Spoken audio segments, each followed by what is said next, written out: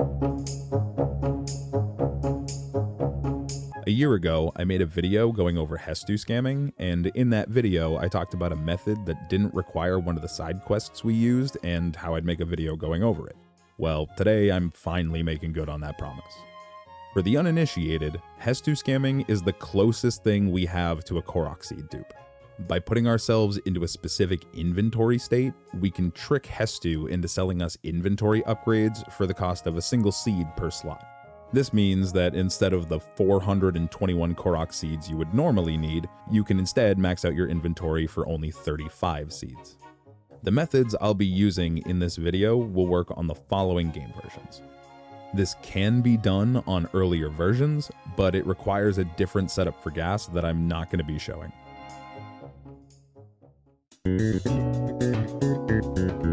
So let's quickly talk about the things you'll need for this. The most important requirement is going to be the 4R Princess side quest. This quest is given by Pen at the Foothill Stable, and it will be essential that you do not have it completed. Part of the quest involves putting Link into a limited inventory state, which is mandatory for this to work, so if you've already completed the quest, then you won't be able to do any method of this glitch.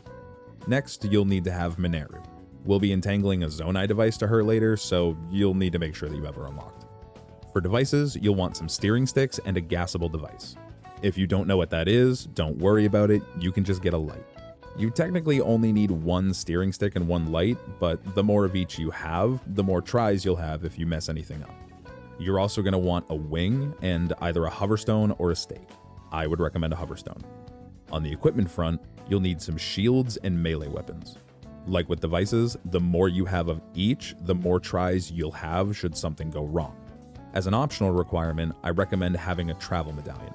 It's not necessary by any means, but having one will save you quite a bit of time throughout. I would also strongly recommend having a handful of large Zonai charges. Lastly, you'll need up to 35 Korok seeds. Each of the 3 equipment tabs have the following number of slots by default, and each of them can be upgraded this many times respectively. The number of seeds that you'll need will depend on whether or not you've already bought upgrades, and if so, how many you've bought. If you haven't purchased any upgrades from Hestu yet, you'll need all 35 seeds. If you have already purchased upgrades, we need to do a little math. Count the number of total slots you have available for each equipment tab, not including the arrow for the bows. If you have the real Master Sword, include it when you're counting your weapon slots. Take those numbers and subtract them from the numbers on screen. These 3 numbers you're left with are the number of upgrades you can purchase for each corresponding equipment tab. Write these numbers down and make sure to label them with the proper equipment tab. You do not want to forget these. If you add those numbers together, that'll give you the total number of Korok seeds that you'll need to collect. And that covers all of our requirements.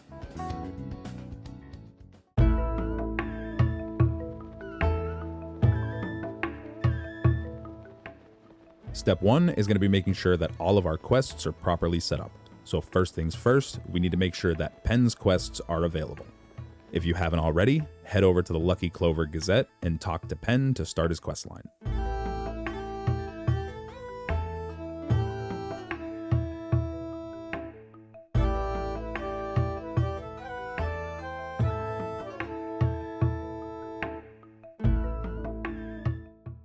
Now make your way to the Foothill Stable and talk to him out front to start the 4R Princess quest.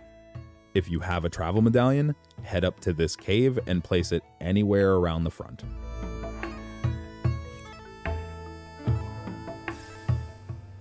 Next, we're going to make our way to Selmy's cabin just northwest of Hebra Peak. When you get there, head inside and talk to Russ to start the quest.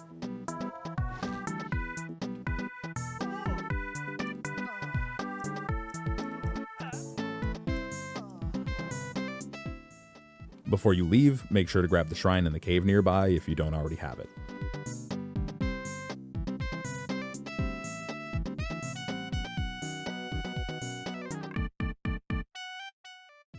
Now, make your way west to the East Byron Snow Shelf Cave.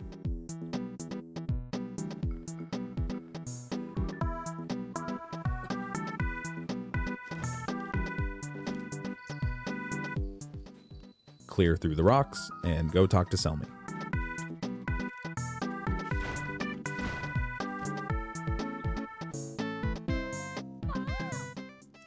Break the rest of the rocks nearby, then talk to Selmy again.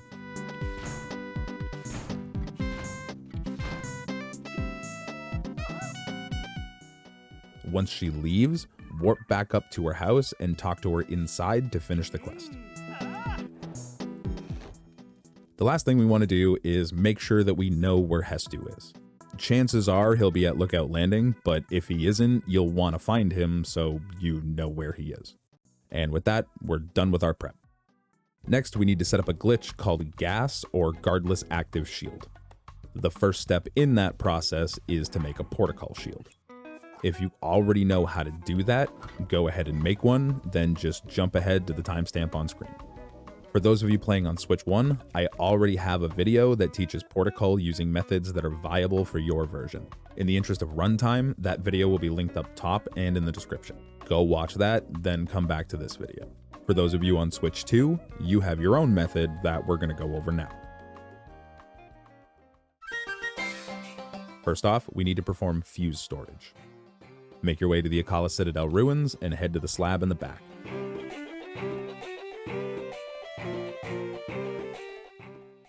When you get there, take out a steering stick and place it against the wall.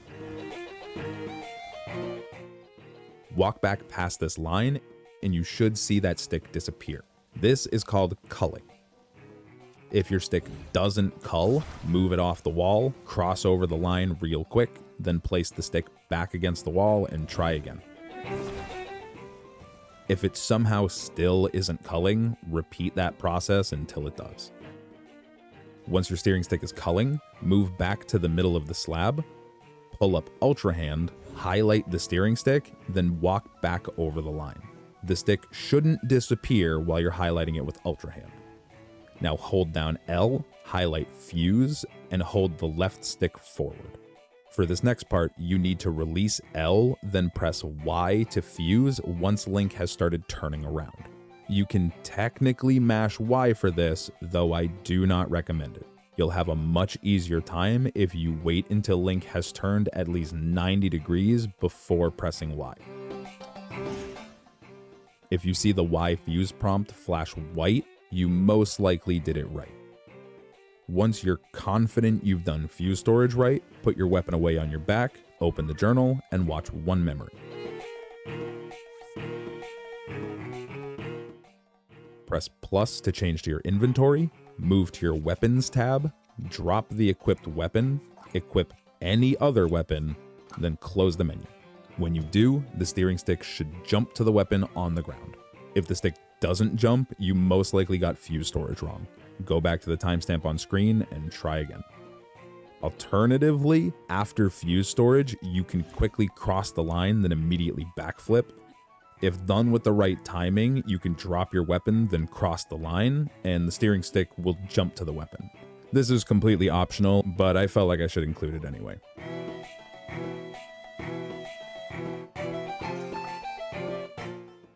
If your stick jumps to the weapon on the ground, it means the stick was successfully cold fused to the weapon.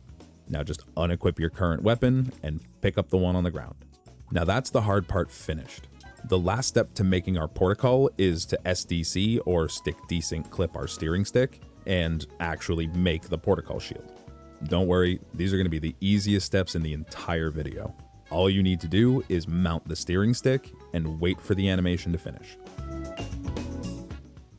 Now just pull up the weapon menu with D-pad right, change to any other weapon, and mash to dismount the stick as the menu closes. If done right, you should just dismount the stick like normal, but you won't be able to open your ability wheel. This is how you can tell SDC was successful. If you somehow end up clipping through the ground, you can dismount the stick once you're out of bounds, then pull up your paraglider and aim yourself to land in the water. If you void out in the water without touching any walls out of bounds, you'll be placed back above ground and be able to continue with the steps just fine. If you respawn anywhere else, you need to start over from the timestamp on screen. Once you're off the stick and your ability wheel is locked, simply mount anything like a horse, Mineru, or another steering stick, and that will unlock your ability wheel again. Now just equip a shield and fuse our original steering stick to it. That shield is now a Portacull shield. If you drop it and equip a different shield in the same menu, Link will briefly get culled when that menu closes. Very important, this shield must remain loaded in the world at all times, otherwise it'll lose all of its special properties. This means the shield can never fully enter your inventory and must be either on the ground or equipped at all times. So anytime you pick this shield up, you need to make sure you do not already have a shield equipped. So now that we have our Portacull shield, it's time to set up gas. Before we do anything, make sure your Portacull is equipped, then head over to the Foothill Monster Den. When you get there, summon Mineru and hop on. Take out a light, then highlight it with fuse. Now press fuse, then immediately after press plus. While in the menu, you'll need to watch memories based on your current fuse state. If you can still see a fuse trail, press minus and watch 2 memories. If you can't see a fuse trail but the item looks green, watch 1 memory. If the item looks gold, you don't have to watch any. After you've watched however memories you need to, press plus to bring the inventory back up. Go to your shield tab, drop your equipped Portacull shield, equip a different shield, then close the menu. If you did everything right, you should hear a fuse sound, but the light will be on the ground. This means the light is entangled to Mineru. You can double check this by pulling up fuse. If you see a light in the slot that you tried to fuse to, it means it's entangled. If your light didn't entangle to Mineru, jump down, unequip your shield, pick your Portacull back up, then hop back on Mineru and try again.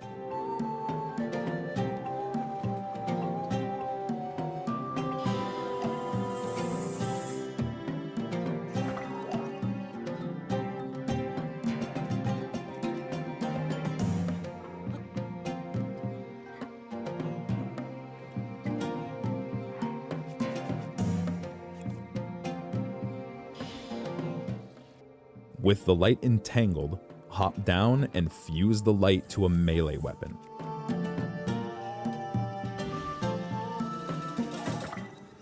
Now we need to actually activate gas. Pull out a wing, stand on it, and pull up fuse. You may need to wiggle the camera around a little bit, but this will cause Mineru to recall to you and cull the light on your weapon. Standing on this wing will also prevent Mineru from reappearing until you step off, which just makes this easier. Once your light is culled, swing your weapon 1 time, then step off the wing. This will allow Mineru to respawn, and the light should reappear on the stick, but it'll be turned on. This is gas working. Once your light is on, it's very important that you do not swing this weapon again. The second you swing it, gas will deactivate and the light will turn off. It's completely safe if you want to see for yourself right now, but if you do, make sure that you reactivate gas before you move on to the next step, which is detangling the light from Mineru. All you have to do to detangle is hop on Mineru and fuse literally anything to the slot with the light. And with that, you're finished setting up gas. Again, do not swing this weapon or you will break gas. Our next objective is to set up a gas warp. This will tell the game to respawn Link in a specific place the next time we void out. So take out your hoverstone and please be very careful. Don't just let habit take over and swing your weapon. Use something else like a bow to turn it on. What we need to do is use this device to block the cave opening in a somewhat specific way. In place of a hoverstone, you can also use something like a cart or your wing with a stake attached to it. The goal is to have your device close enough that when you jump in between the NPCs, then spam B to leave their dialogue, the device will stop you from being forced to walk away, but keep you close enough that you can move back in between the NPCs without re-triggering their dialogue.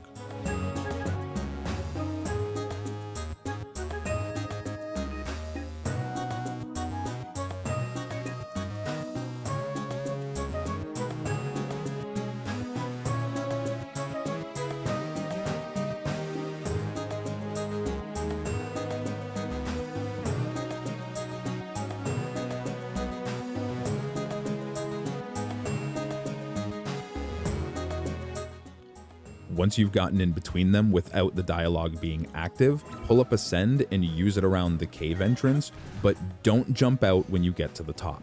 Instead, just kinda hang out with Link poking through the rock for a few seconds, then press B to go back down. You should see an autosave trigger when you get back.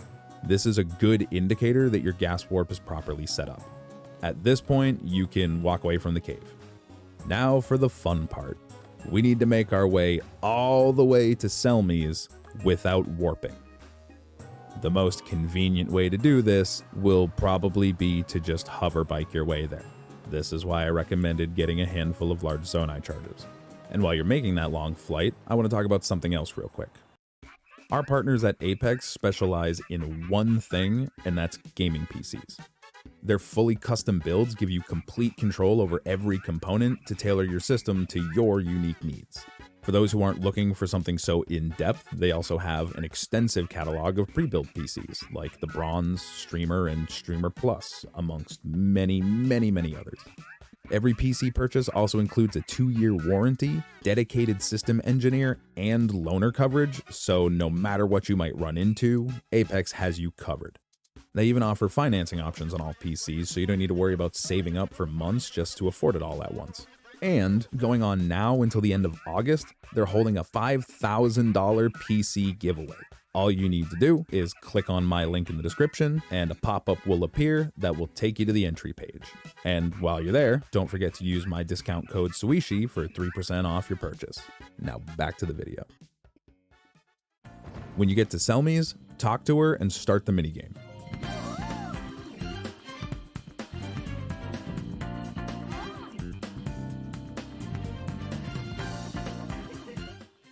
Once it starts, turn around and head straight into the cave, and then drown Link in the water. If you don't have a lot of health, I would heavily recommend draining most of your stamina first so you don't freeze to death.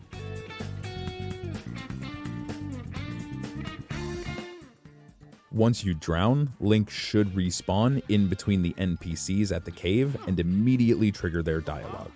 Just progress through it and agree to each option. You'll be placed inside the cave and given the limited inventory.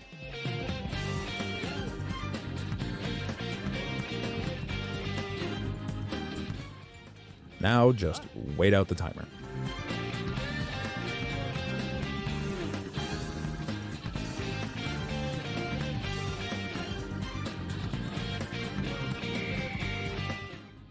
Once it runs out, Link will be warped back to Selmy, but still be in the limited inventory state from 4R Princess. Now, just warp to Hestu. While in this inventory state, Hestu will sell you every upgrade for only 1 Korok seed each. It's important to be aware that when you buy an upgrade, your current inventory will not update, so you'll need to keep track of how many upgrades you buy yourself. Going over the limit won't give you any extra slots or cause any issues in the game, but if you only brought the bare minimum for Korok seeds, every overpurchase is going to be 1 upgrade that you won't be able to afford. As a reminder, you can upgrade your weapon slots 10 times, your shield slots 16 times, and your bow slots 9 times for a total of 35. If you already had existing upgrades, make sure you follow the numbers you wrote down earlier. When you're finished, simply head back to the Foothill Monster Den. As you get close, you'll trigger dialogue that will place you back into the cave. Now just talk to the NPCs to cancel the quest and get your stuff back.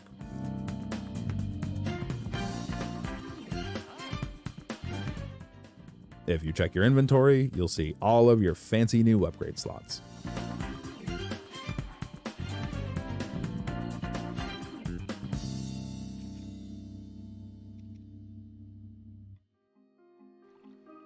And that'll do it. Huge thank you as always to this month's channel members. You can become a channel member yourself by clicking the join button down below for as little as 99 cents a month. You can find links to the Discord server and my Twitch down in the description as always. I've been doing most of my streams exclusively on Twitch lately, so drop a follow over there if you want to catch those. Thank you for watching, and I'll see you in the next one.